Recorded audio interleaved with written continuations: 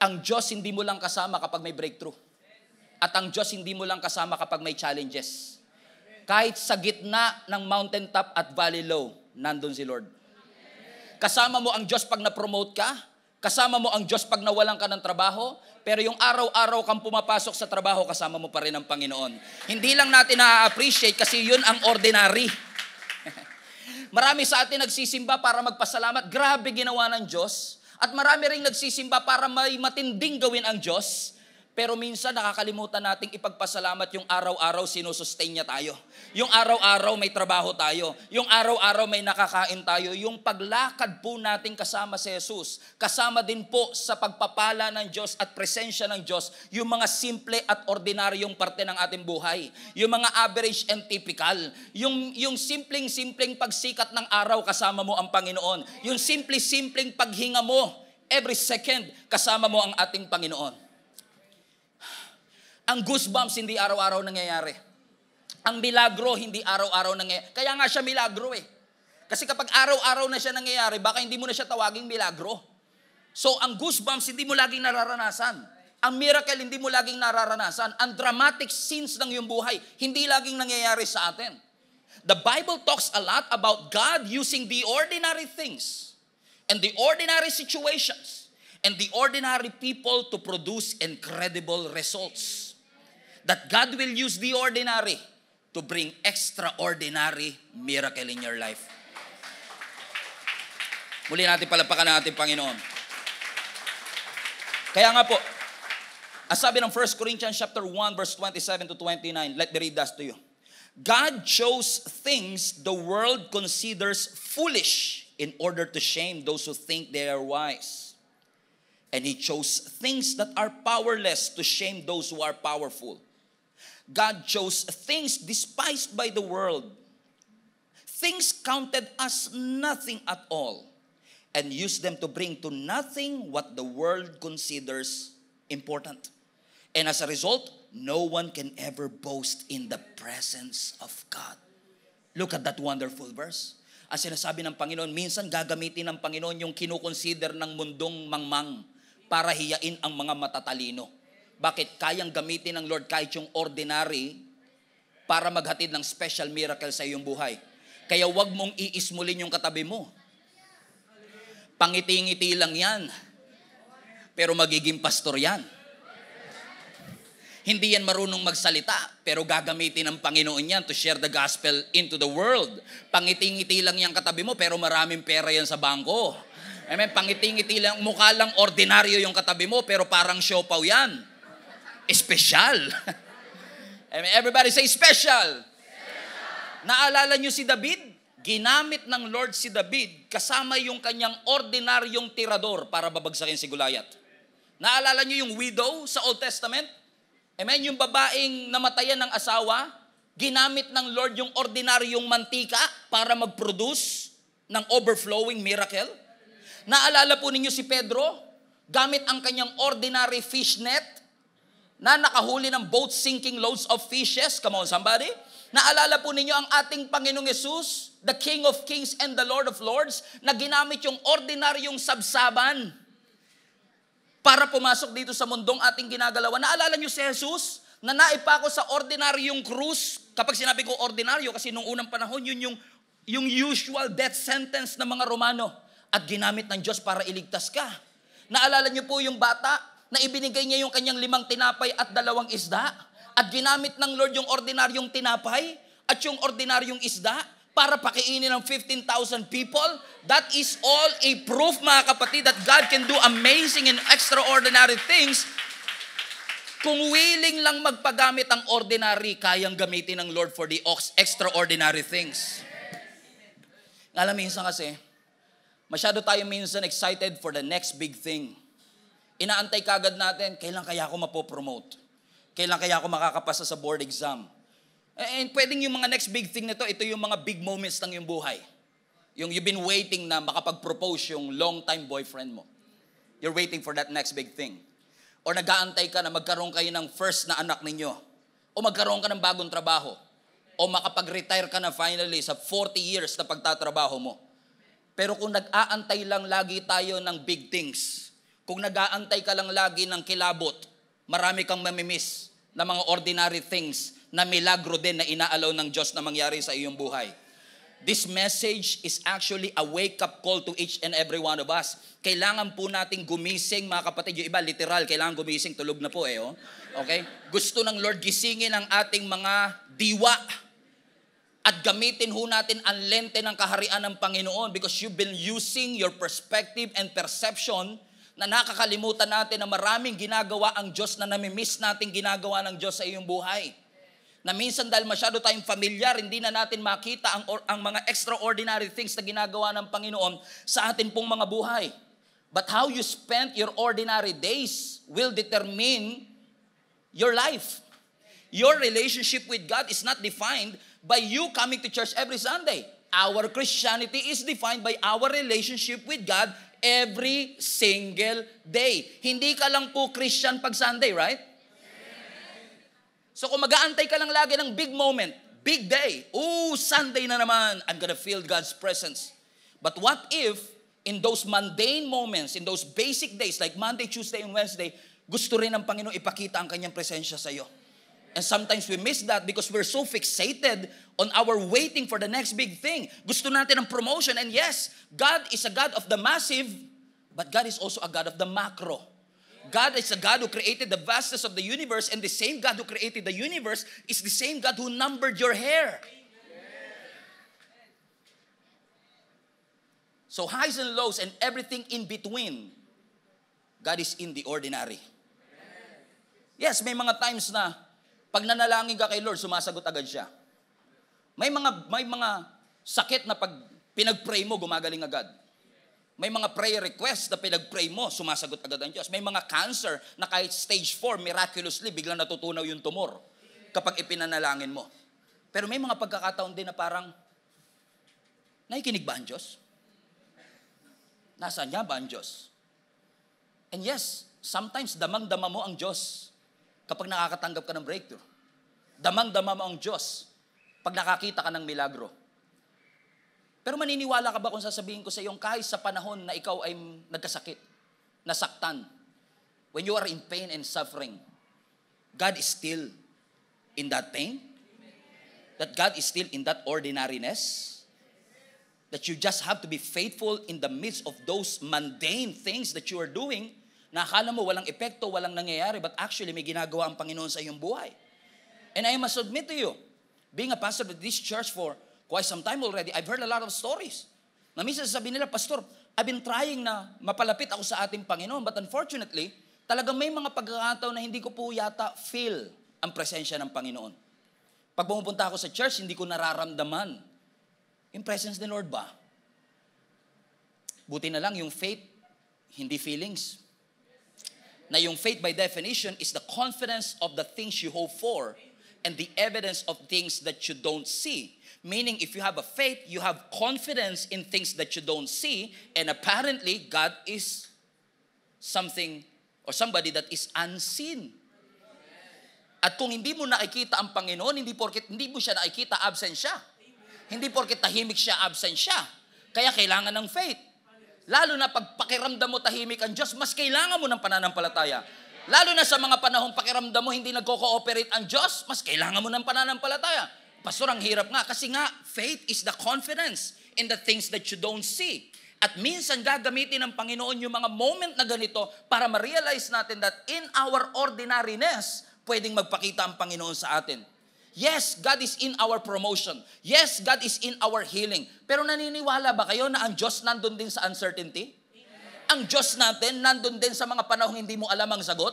Sa mga panahong nagtatanong ka at nagdududa ka, kasama mo pa rin ang Panginoon? Ulitin ko, Merry Christmas. At sa Paskong ito, ipinapaalala lang po natin sa pamamagitan ng pangalan mismo ng Diyos na Emmanuel, nakasama mo siya sa lahat ng oras at sa lahat ng panahon. Palapakan natin muli ang ating Panginoon. Hallelujah. Everybody say special. And yes, every Sunday is special. Sino sa inyo excited kayo every Sunday na mapunta sa church? Okay, tignan mo katabi mo, mukha bang may tuldok ba sa noo? Amen, special eh. Every Sunday is special. But do you believe that God is also with you habang nagluluto ka? That God can show Himself to you habang ikaw ay nagtatrabaho, nasa gym, nag-aaral, kumakain, natutulog, nagko-commute, papasok ng iyong trabaho, na pwedeng nandun ang presensya ng Panginoon, that sometimes we take it for granted because we are waiting for the next big thing in our life. Pero baka mamaya namimiss na natin na gustong mangusap ng Panginoon sa atin habang nagko-commute tayo, na gustong mangusap ng Panginoon sa atin habang naglalakad tayo, nag-exercise tayo. In those mundane, basic, ordinary moments of our life, pwedeng mangusap ang ating Panginoon. Kaya nga sabi ng 1 Corinthians chapter 10 verse 31, so whether you eat or drink or whatever you do it for the glory of God. Ano man ang iyong ginagawa? Because again, Christianity is not just about your relationship with God during Sundays. Christianity is all about your relationship with God every single moment of your life. Kasi kung paano mo ginugugol ang araw-araw is essentially how you spend your life. Na minsan, we're so consumed with our expectation kung kailan magpapakita ang Panginoon at ine-expect natin siyang magpapakita in a spectacular way. Na Lord, mangusap ka po, pwede po bang isulat niyo po sa mga ulap kung sino ang aking mapapangasawa? That we are expecting God to do amazing miracle things para lang makapangusap siya sa atin. But what if I tell you mga kapatid, na madalas nating namimiss ang ating Panginoon na gumagawa at nangungusap sa araw-araw na normal, ordinary things of our life. Naalala niyo si Elijah? Isa ho siyang propeta sa Bible. One time, hinihingi niya ang instruction ng Panginoon. Nung lumakas yung hangin, kala niya nandun si Lord kasi spectacular eh. Nung lumindol, akala niya mangungusap ang Panginoon. Sabi ng Bible, wala dyan ang Diyos. Nung nagkaroon ng matinding apoy, kala niya nandun si Lord kasi si Moses nagpakita ang Panginoon kay Moises sa pamamagitan ng apoy. So kala niya nandun ang Panginoon.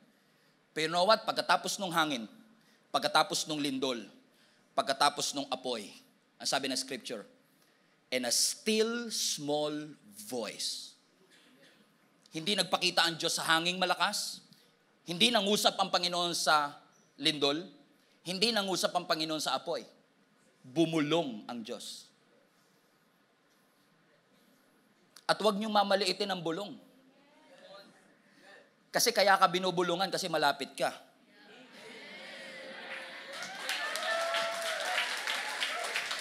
Kasi minsan, pag gusto mo mangusap ang Diyos, gusto mo lagi sumisigaw siya eh. Gusto mo lagi malakas ang boses niya. Kaya minsan hindi mo marinig ang Diyos kasi nag-e-expect ka ng sigaw, ang gusto ng Lord, bulong. Mas intimate kaya yung bulong. Pansinin niyo, ang mga mag-asawa pag bago pa lang, bulungan ang bulungan. Pero pag tumatagal na,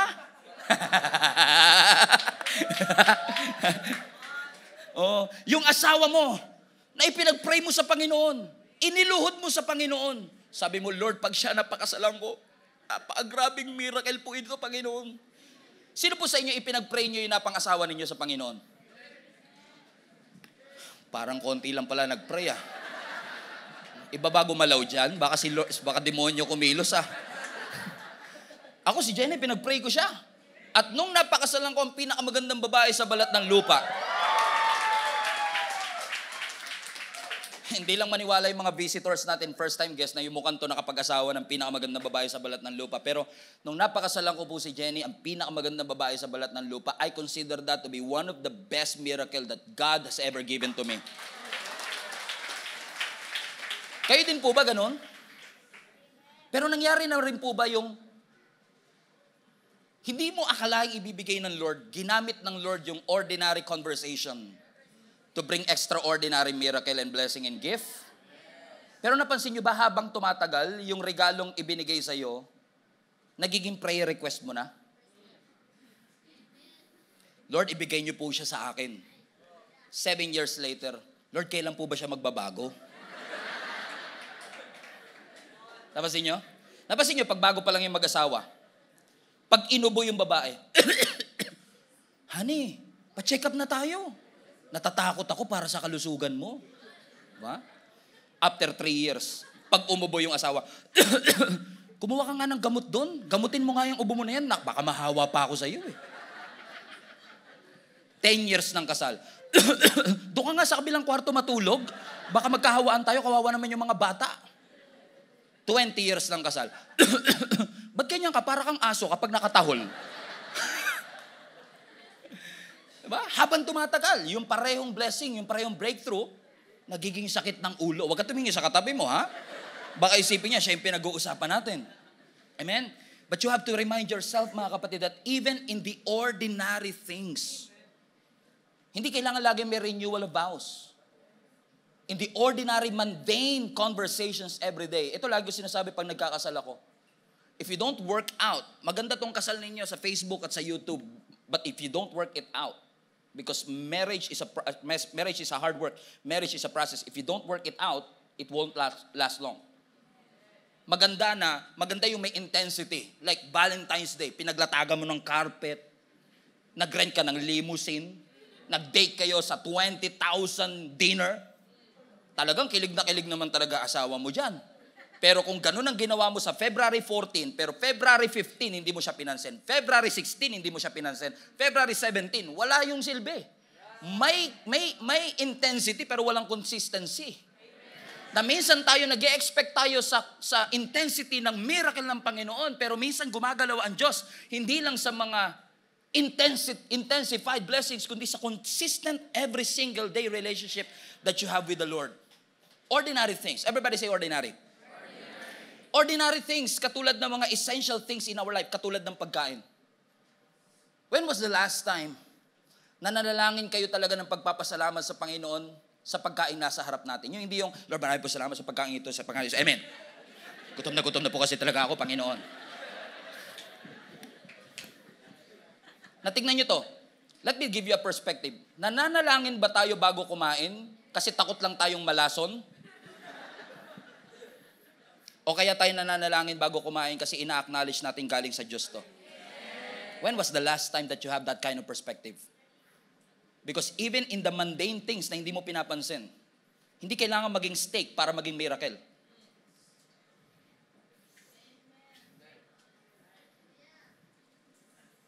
In case lang you're not aware and you have a limited perspective, hindi po lahat ng tao nakakakain ng tama. Sama kayo minsan pag nag-mission kami. Makikita ninyo na kahit kuryente, milagro sa kanila. Yung tubig, milagro sa kanila. You have to be reminded that sometimes what we have is already a miracle. Kahit kulang sa palagay natin. Tulad ng mga Israelites. Isa sa pinakamatinding miracle na ginawa ng Lord sa kanila, pinakain sila ng Lord sa desert. Desierto. Na walang pure gold, walang Jollibee, walang KFC, walang Mang Inasal. So walang unlimited rice. Sa loob ng 40 taon. Now, if you don't know the story, ang mga Israelites po ay naalipin for almost 11 generations, 430 years of slavery. Then tinawag ng Lord si Moses para pangunahan po ang paglabas ng mga Israelites sa pagkaalipin and harsh treatment ng Paraon. He was assigned, he was raised to lead the nation out of Egypt. Si Moses na mamamatay tao, nagtatago doon sa desert of Midian for 40 years. And one day, out of nowhere, just an ordinary day, ordinary work, while he was doing his ordinary routine, God showed himself through a burning bush. At doon sa burning bush, nangusap ang Panginoon, ipinakita ng Diyos ang napakagandang plano niya. Nagagamitin siya ng Panginoon para pangunahan at maging leader ng buong bansa para makalaya sila at makita nila ang mga pangako ng Diyos. Pero nung narinig niya yung plano ng Diyos sa kanyang buhay, nagsimula siyang magduda. Sabi niya, Lord, gagamitin mo ako bilang isang leader, hindi ako marunong magsalita. Ay, mas stutterer, bulol po ako, hindi ko kayang magsalita. And look at what happened. Ano ang sasabihin ko kapag tinanong ako ng Paraon kung sino nagsugo sa akin? Alam mo ginawa ng Panginoon? Look at this. Exodus chapter 4 verse 1. And Moses answered, Lord, kung gagamitin mo akong leader, what if they do not believe in me? What if they do not listen to me? At sabihin nilang, talaga bang nagpakita ang Diyos sa'yo? Ara sabi ng verse 2, nag-reply ang Panginoon, sabi ng Lord, ano yung nasa kamay mo? Tungkod. Tungkod na hawak-hawak niya everyday. Ordinary stick. Nagamit niya every single day. Ang sabi ng Panginoon, verse 3, itapon mo. Throw it on the ground. And Moses threw it on the ground, and it became a snake. And because it became a snake, he ran from it. Sarap din. Ako lang natatawa, no? Okay. Hindi ko alam kung bakit. Hindi nyo na-gets. Okay, imagine niyo, araw-araw hawak niya yung tungkod. Sabi niya, Lord, paano ko papaniwalaan? Paano ko papaliwalaan? Sabi ng Lord, ano yung hawak mo? Hindi niya yun alam. Na nasa kamay niya na pala. Yung gagamitin ng Panginoon para maging platform, yung ordinary things na lagi niyang hawak, lagi niyang kita. Sino ba mag-aakala na yun ang gagamitin ng Panginoon para maghatid ng milagro? Na sa sobrang tindi ng miracle, kahit siya natakot siya sa sarili niyang tungkod, na lagi niyang hawak. Because God can do something in what you have. Na kahit ikaw magugulat ka, paanong ginamit ng Lord na maging spokesperson yung bulol? Paano nangyari na naging leader yung mahiyain? Paano nangyari na naging pastor pa yung may criminal record? Kasi minsan magugulat ka that in our ordinariness, pwedeng gamitin ng Lord yung mga bagay na lagi mong hawak, lagi mo nakikita para maging platform ng kaharian ng Panginoon. This is where we came to the point number 1. What if the ordinary things in your life becomes a miracle? Mga bagay na lagi mo nakikita, mga bagay na lagi mong hawak, pwedeng gamitin ng Lord para maging platform ng kanyang milagro. Tulad ni Moises. Ordinaryong stick, ordinaryong tungkod, naging symbol ng kanyang kapangyarihan. Yun yung parehong stick na ginamit niya to part the Red Sea. Yun yung parehong stick na ginamit niyang hinampas niya sa bato at lumabas yung tubig. Sino ba mag-aakala na hawak niya na talaga yung milagro? Sabi mo nga sa katabi mo, the miracle is in your hands. Put that in the chat. What if the miracle is in your hands already? Kasi minsan tayo, di ba, akala natin makakahanap lang tayo ng miracle kapag may bagong binigay ang Diyos sa atin. Kaya minsan nagugulat tayo na ginamit ng Lord na milagro yung bagay na hawak mo na. Na hindi ko pala kailangang mandaya para ma-promote.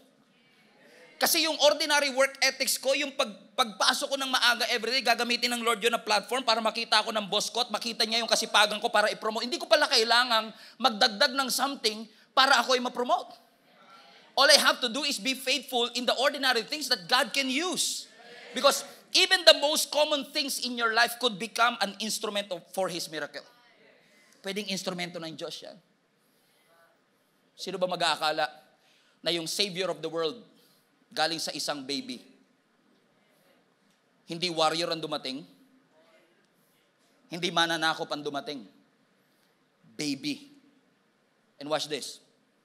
Jesus Christ, who is worthy of our thanksgiving and praise, He lived in obscurity for 3 decades before niya pinerform ang 3 years of extraordinary miracles and ministry. Namuhay muna si Jesus for 30 years bilang ordinary citizen. And He's faithful with that. Living in obscurity, walang nakakakilala, walang nakakapansin. Walang nagbavalidate. And after living faithful in obscurity, God used Him, in essence, for 3 years of extraordinary ministry. And He has healed countless people, ministered to countless people, because He is faithful in the ordinary. John chapter 4. Yung babae sa balon. Naalala niyo yung story na yun? Ano ang purpose ng babae na yun na nasa balon? Mag-iigib lang siya as part of her usual routine. Dala-dala niya yung timba niya. Araw-araw niya yung ginagawa. Pupunta sa balon. Pero at that moment, gumising siya. Akala niya, ordinary day. At yung ordinary day, naging God moment. Na-meet niya yung living water sa harap ng natural water. Na-meet niya ang ating Panginoon. Sino ba mag-aakala? Kaya minsan kung tinamad ka sa ordinary things, baka hindi mo makita ang extraordinary. Kaya huwag kang tatamarin pumasok. Huwag ka tatamarin mag-review. Huwag ka tatamarin umatin ng church. Kasi minsan hindi mo alam ang pwedeng gawin ng Diyos. Gumising ka kanina, akala mo normal Sunday service lang. Tatayo lang ako doon, kakanta ng konti, taas ng kalahati. Uuwi ako, parang walang nangyari. I did my best, I did my part, I'm a Christian. Pero magugulat ka, ngayon mo mai-encounter ang extraordinary miracle ng Panginoon? What if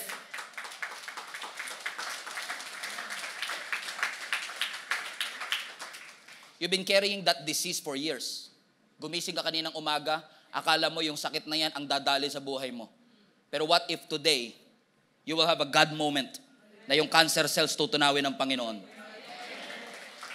Do not underestimate the power of the ordinary. Do not underestimate the power of that routine. That ordinary day become her God moment. Doon sa ordinary niya na experience yung overflow. Katulad ni Moses, ordinary shepherd, binigyan ng Lord ng extraordinary assignment. Katulad ni Jesus, amen, nang ipinanganak sa ordinary manger, ipinakilala sa ordinary shepherds. Sino mga disciple niya? Ordinary disciples. Mga disciples na walang degree. Hindi influential, hindi celebrity, hindi government officials. Kaya nung pinipreach nila ang resurrection ni Jesus Christ, alam niyo sa Acts chapter 4, kinamatay pa nga ito nila Stephen, because when they are preaching the gospel about the resurrection of Jesus Christ, sobrang tindi ng boldness nila. Nasabi na scripture, na-impress ang mga Pharisees. Nasabi ng mga Pharisees, hold on a second. These are ordinary people with no special training in the scripture. Pero pag nagsalita, may wisdom. Bakit? Ginamit ng Lord yung kanilang ordinariness. So, hindi na-impress ang mga Pharisees dahil sa kanilang edukasyon. Hindi dahil mayaman sila o maganda katawan nila. Na-impress sila kasi nagtataka sila, walang pinag-aralan to, pero pag nagsalita may authority.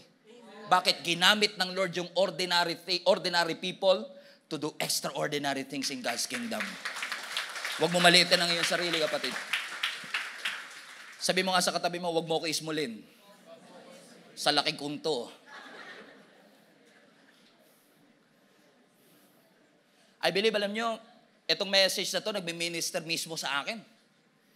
For the past few months, I've been so busy ministering to the church, ministering to the body of Christ. I've been preaching to different conferences and different churches in our country. And I say this with all humility, preaching in thousands of people, sitting with influential people, celebrities, in all of that. Then one day, out of nowhere, just an ordinary thing, habang nakaupo ako sa table, waiting for my turn na mag-speak sa isang conference, katabi ko, Vice President ng kumpanya, CFO ng isang malaking kumpanya, may-ari ng multi-million dollar company in the Philippines. Lahat ng ka-table ko, mga may FOC, basta may C, CEO, CFO, COO, lahat ng C nandun.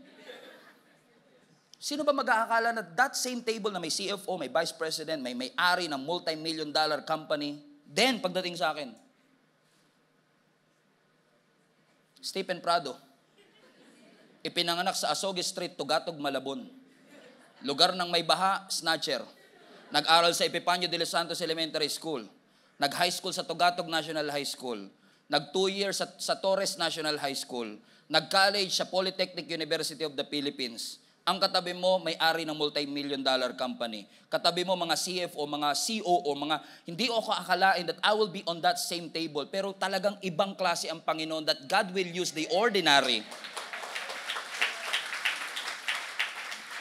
I still can't believe, and I'm not making this message about me, but I just can't believe with what God can do in somebody. Like, magpipreach ako ng gospel sa mga taong mas mataas pa ang pinag-aralan sa akin. Attorney, doktor, nurse, politician, celebrity.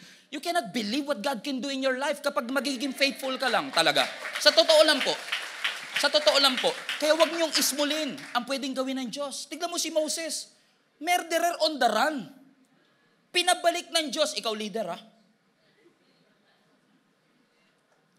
And God is so powerful. Kahit hindi siya karapat-dapat, ginamit siya ng Lord to lead the people out of Israel. And because of His obedience, and because of the faith of the Israelites, they have experienced miracle after miracle.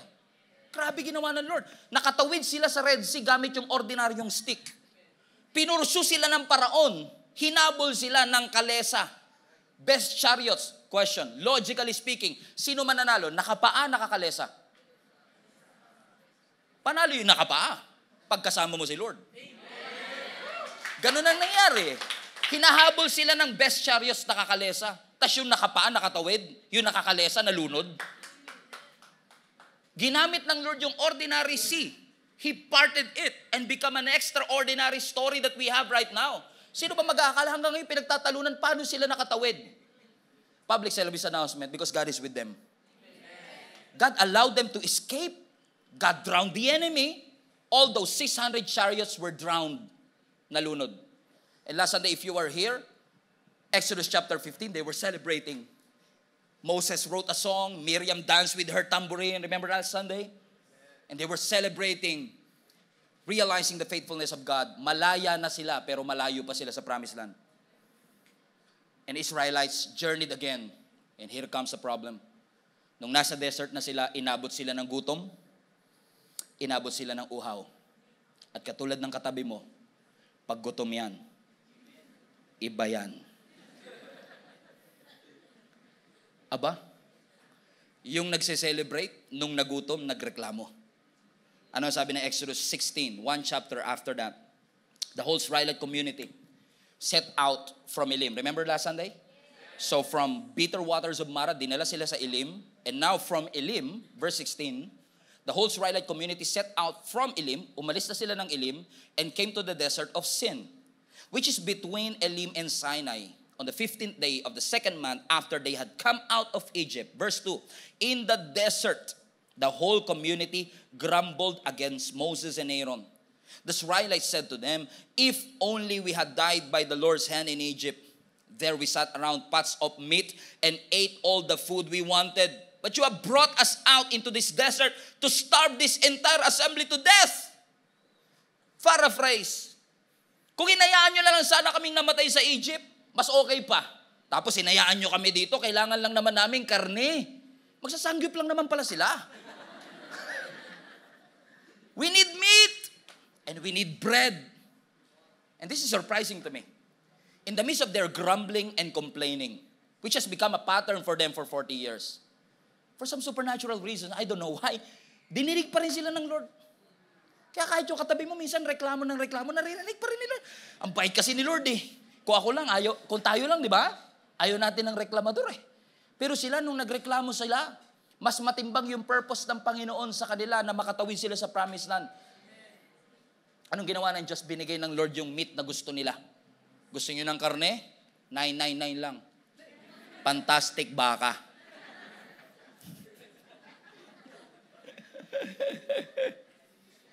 Romantic baboy. Verse 12. Ito sagot ng Diyos sa kanilang complaining. I have heard the grumbling of the Israelites. Sabihin mo sa kanila, Moises, ha? Sa takip silim, sa madaling araw, kakain kayo ng meat. In the morning, kakain kayo ng tinapay. But what? Then you will know that I am the Lord your God. So that evening, dinner nila, kwek-kwek. Verse 13. See that? That evening, kwek-kwek came. Ganyan ba kayo magbasa ng Bible? Dumating yung pugo. Naging dinner nila. And covered the camp. And watch this. Wala lang tayong time to discuss. Nasabi na scripture, sobrang dami ng pugo hanggang lampas tuhod yung dami. Na nakover. Hindi na nga sila luluhod. Ganun sila kamahal ni Lord. Gaganon na lang sila, oh. Wala lang silang sauce. Mas masarap yung kwek-kwek natin. May sauce.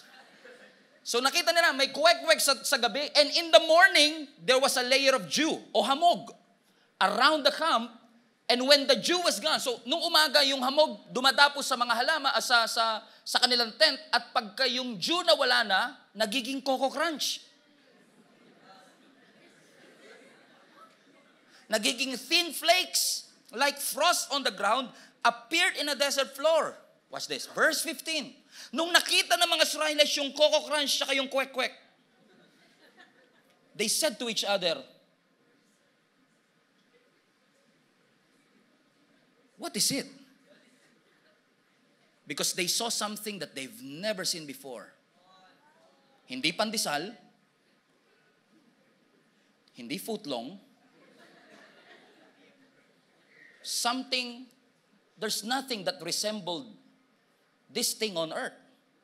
Kaya sabi nila, what is it? Na kapag translate mo sa Hebrew, M-A-N-N-A, mana. Yung mana nga, hindi yun pangalan ng pagkain. Pag translate mo yan, ano to? Hindi na sila nakaisip ng pangalan. Na-amaze sila sa nakita nila, for they don't know what it was. So they said to each other, for they know what it was. So Moses said to them, it is the bread the Lord has given for you to eat. Binigyan sila ng karne, binigyan sila ng tinapay, protein and carbo. Brad, iba si Lord.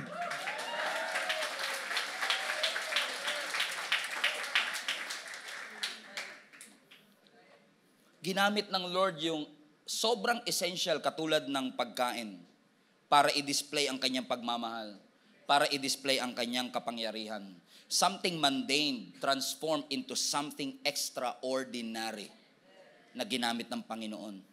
Bakit? Kayang gamitin ng Lord ang pinaka-basic need that you have, katulad ng pagkain, to show Himself to you.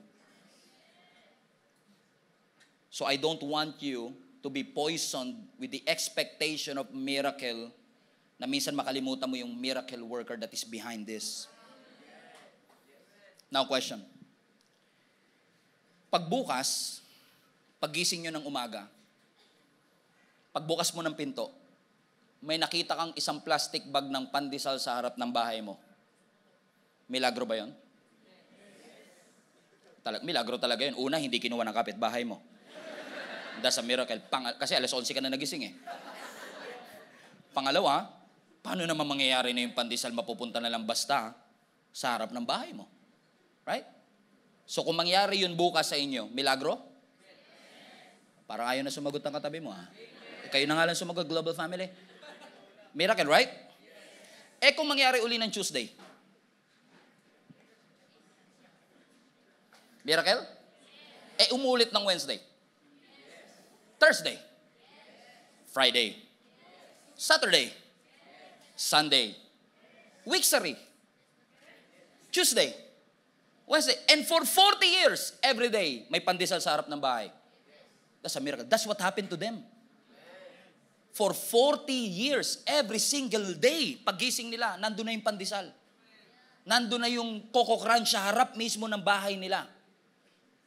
At yung dating pinag-pray nila, naging normal, ordinaryo sa harap nila.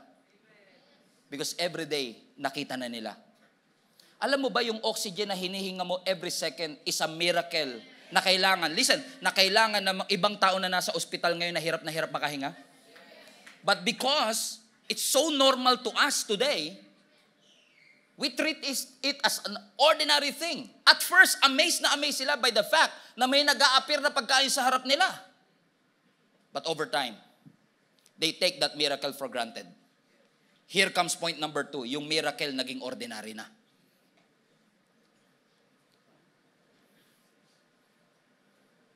Ang sabi na scripture, years later, Numbers 21. This was years later, Numbers 21.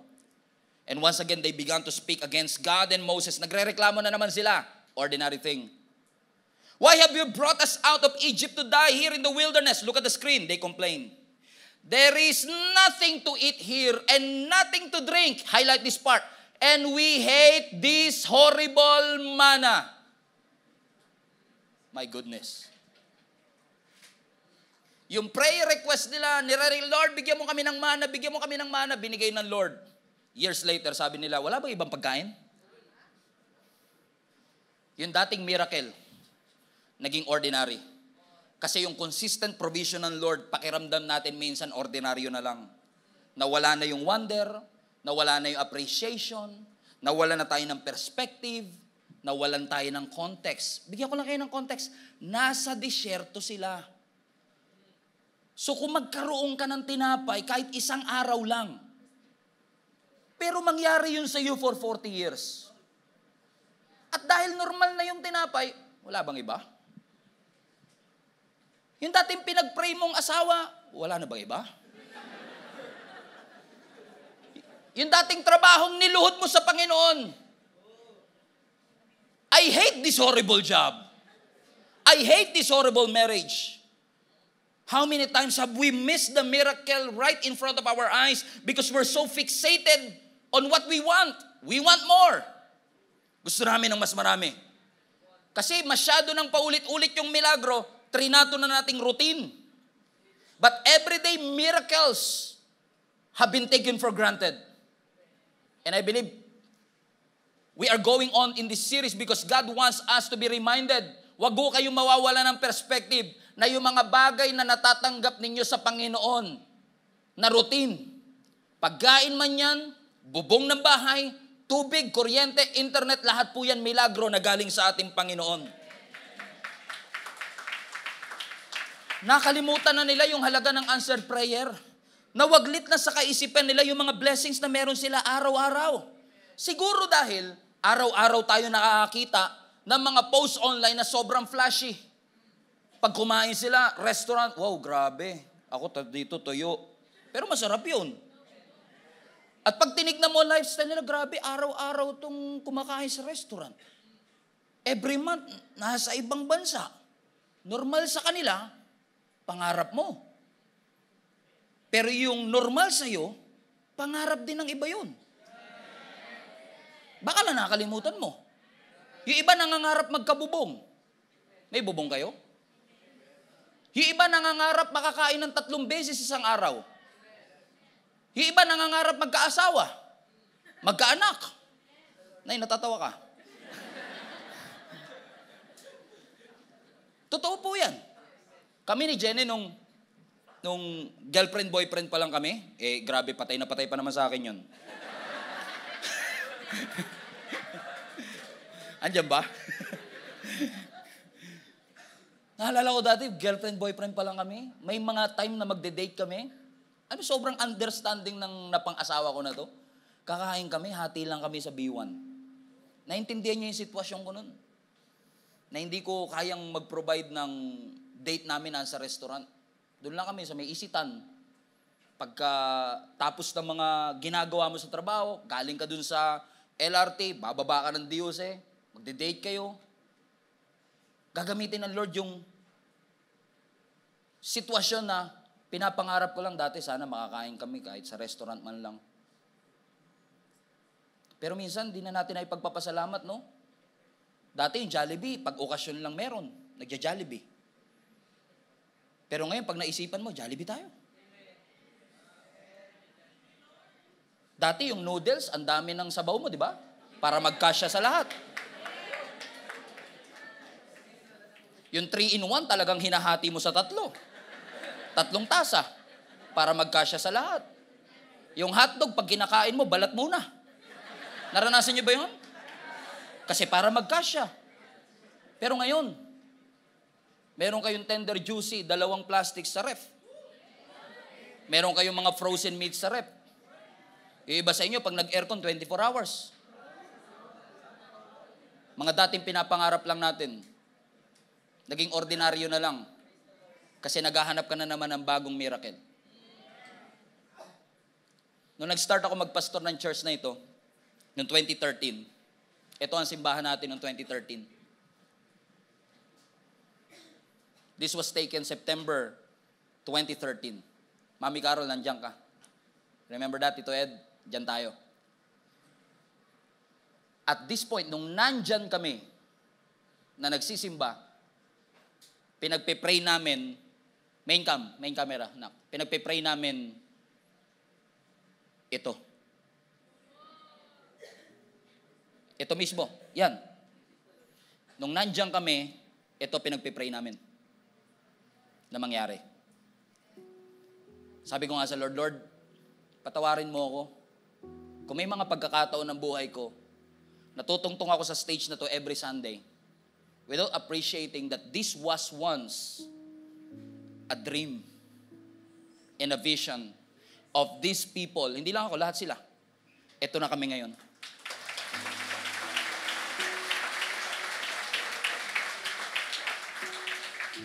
Let's put this in context. At hindi lang to isang beses nangyayari.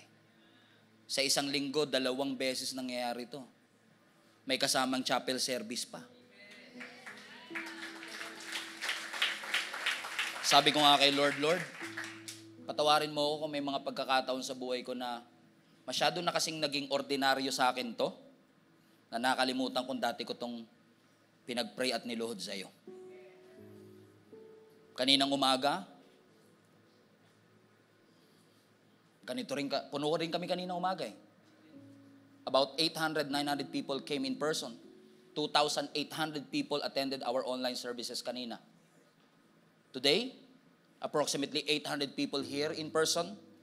1,400 on Facebook currently watching today. As of the moment as I speak, nanonood sila. Tignan natin sa YouTube. Wala ko internet. 500 people on YouTube. 1,400 on Facebook. How much is it? 1,900 people plus 2,800 people kaninang umaga plus 1,800 in person. Meron pa tayong 6 p.m. mamaya, in person and online. 9 p.m. online service, Monday 8 p.m. That was oh my goodness, Lord. I've never imagined that to happen.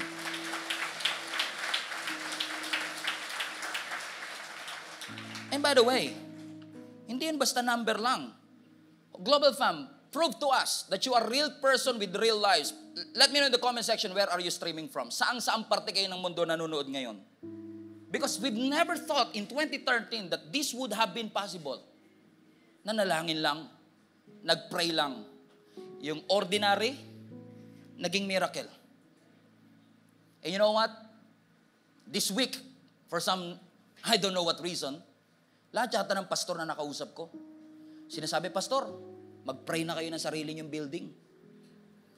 Sabi ko, parang napapadalas yung pag-uusap ng church building. Bibigyan na kaya kami ng Lord ng sarili namin building? Pambihira. Kasi kung mangyayari yun, tutuparin ng Lord, let's say 5 or 10 years from now, magkaroon tayo ng sarili natin building. So ito, ordinaryo, yun yung milagro. Pero itong ordinaryo, milagro to dati. So minsan lang, we're so excited with, gusto namin ng building. Baka nakalimutan natin ipagpasalamat to. That you are literally sitting in somebody else's answered prayer. Pinanalangin po tayo ng mga pastors natin. Pinanalangin tayo ni Tatay Larry, ni Nanay Sita, nila Pastor Paul, nila Pastor Richard, lahat ng mga elders natin. Pinanalangin tayo ng mga heroes of faith natin na nandito, sila Nanay Neneng, nakikita ko sila Mami Carol, Tito Ed, Ate Rosario. Pinanalangin tayong lahat ng Panginoon, and now we are living their dream. And I don't want us to lose that perspective. Using the kingdom lens, you are not seeing something ordinary. Yo, this is a miracle. Yung normal sa'yo, pangarap ng iba. Yung trabaho mo, pangarap ng iba. Yung bahay mo, template ng iba na kanilang dream house. Huwag nating kakalimutan na pati yung mga nababasa natin sa scripture ay mga milagro ng Diyos. Is a miracle na kasama natin si John from Zamboanga. Is a miracle na kasama natin si Jera from Negros Oriental. Si Benji from Masbate. Si Sha from Taguig. Si Karina from Sampaloc. It is a miracle. In motion. It is a miracle that when you turn your Bibles at makita mo si Elijah kumakain dahil hinahatiran siya ng raven na uwak. Hindi po yun normal. Miracle po yun. Na yung mga Israelites naglalakad sila sa desert, may pillar of cloud pag umaga at may pillar of fire kapag gabi. Milagro po yun. Milagro po na naglalakad ang mga Israelites for 40 years, hindi nasira damit nila. Hindi naupod yung sandals nila. Isa pong milagro nung pinalo ni Moses yung bato, lumabas yung tubig, milagro po yun. Yung fertility ni Sarah, milagro yun. Yung fertility ni Hannah, milagro yun. Katulad ng mga Israelites, they just stop recognizing the miracle and they start desiring for more. Hindi nawala yung value ng mana. Yun pa rin yung the same miracle na binigay ng Lord sa kanila, pero naging ordinaryo sa kanilang mata.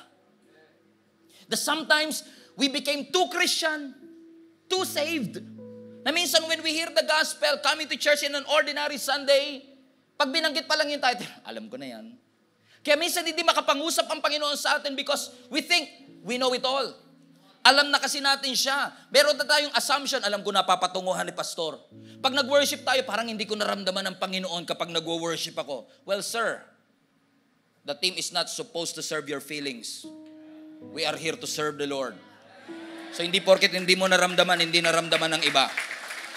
Because I know a lot of people who are joining us in the other side of the screen, na kahit nasa screen lang sila, they feel the presence of God. Meron tayong representative, si Royce from Gia Balayan. Nasa kabilang screen lang sila. Every Sunday nag-worship, but they felt the presence of God. Don't ever take that for granted. That we have that privilege to come here in person and worship the Lord. That we have that privilege to be part of our link-up group. Sa lahat ng mga volunteers natin, listen, sa lahat ng mga volunteers natin, huwag niyong tatanggalin sa perspective ninyo na dati niyong pinag-pray na makatayo, pinag-pray niyo na makapag-serve, pinag-pray niyo. Sa lahat ng mga staff ng church, huwag niyong kakalimutan na nung ini-interview ko kayo, umiiyak kayo because you know you were called. Do not lose that perspective. Huwag niyong tatanggalin yung perspective na yon, because what you are experiencing and what I am experiencing is the grace of God. Hindi porket 4 ang ipinapanganak every second, hindi na milagro yung panganganak. Miracle pa rin ang birth. Minsan lang mas nagiging totoo yung miracle pag sa'yo nangyari, pag sa asawa mo nangyari. Pero yung bahay natin is a miracle. Yung pagkain natin is a miracle. Every single day, when you look at yourself, when you look at your family, when you look at your house, there's always something. This is a miracle. This food is a miracle. This job is a miracle. This roof is a miracle. This floor is a miracle. Every day, God is true to His promise, and He's supplying new things. Ang sabi ng Lamentations 3, because of the Lord's great love, we are not consumed, for His compassions never fail. Everybody read this with me. They are new every morning. Sometimes we're so consumed with, I felt it before, God is good, God is faithful, that it became cliche. Let me tell you this. My preaching was revolutionized. My faith was revolutionized. Noong 2009, narinig ko ang isang phrase, God's love is unconditional. Who would have imagined na yung simpleng ordinaryong phrase, God's love is unconditional, na mula bata pa ako naririnig ko na. Pero at that point, nung narinig ko siya, something witness in my heart, that became a pivotal moment in my Christian life. That up to this date, my preaching has changed, my view has changed, my relationship with God has changed, because that ordinary day, that ordinary preaching have become a God moment for me. Amen. Hindi mo kailangan lagi pong magbago para maranasan ang milagro. Kung mababago lang ng asawa ko, kung magbabago lang ako ng relationship, kung makakapagbago lang ako ng trabaho, kung makakalipat lang ako sa ibang bansa, kung makakalipat lang ako sa ibang trabaho, ibig mong sabihin kapag hindi nagbago, hindi ka na makakaranas ng milagro. You have an everyday miracle, my friend. And I want you to thank God for it. Amen? Nung nagkukumpit ka, kasama mo ang Diyos. Pero nung nagtitrain ka, kasama mo ang Diyos. Nung nag-exam ka ng board exam, kasama mo ang Diyos. Pero nung nagre-review ka pa lang, kasama ka pa rin ng Panginoon. Nung na-promote ka, kasama mo ang Diyos. Pero habang nagtatrabaho ka Monday, Tuesday, Wednesday, Thursday, hanggang Saturday, kasama mo pa rin ang ating Panginoon. If you will have that kind of perspective, you will start to see. Iyan ang panalangin ko sa Lord. Lord, buksan mo ang mga mata namin. Look at yourself right now. What are those things that you have that was once a dream, was once a prayer request, and now has become ordinary and mundane, that sometimes we take it for granted? Balik tayo. Gamitin natin ang kingdom lens. What are those things, Lord, that I have neglected in my life, na gusto mong ipag-focus ko at ipagpasalamat ko sa iyo sa mga oras na ito? So when you celebrate Christmas, when you go back to your provinces, kapag may handa kayo sa Pasko, kapag may pambigay ka sa Stuff the Box, may pambigay ka sa mga inaanak mo, kapag may madudukot ka kahit hindi naman marami, kapag yung bank account mo bukas pa at hindi pa dormant, kapag may 13-month o bonus ka, lahat naman may 13-month eh. Pero hindi lahat may trabaho. I want you to be reminded, that is God's hand at work in your life. Don't ever take that for granted. He's good. Everybody stand to your feet.